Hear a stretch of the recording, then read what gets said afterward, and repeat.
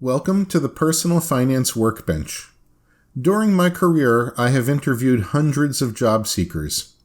These are people that would have loved the opportunity to peek behind the curtain and understand how the engineering interview process actually works.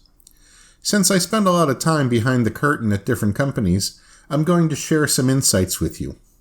Today, in particular, I will give you the hardest question that I ever received in an interview.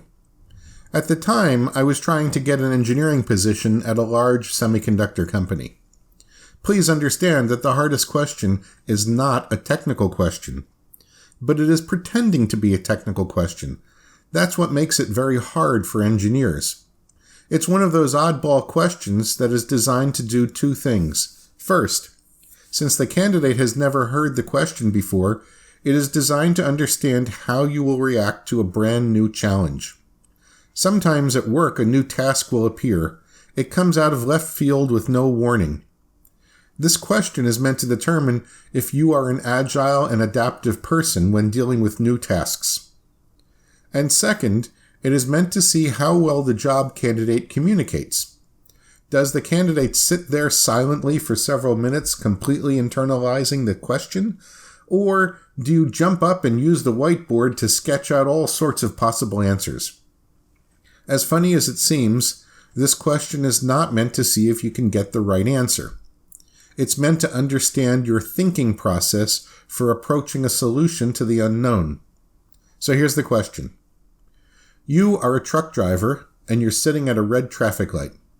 The truck is a semi, one of those big articulated trucks with a separate trailer. The trailer is sealed airtight. In the trailer is the load.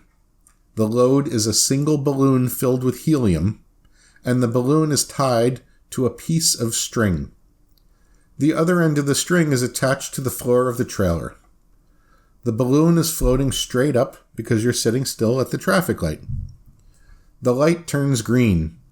As the truck accelerates forward, the string breaks. Here's the question. In which direction does the balloon move? Piece of cake, right? I did get the job. So later on, I was able to talk to the interviewer as a peer. I wanted to understand what he was really looking for in an answer. The correct response isn't about the balloon. The correct response is about behavior.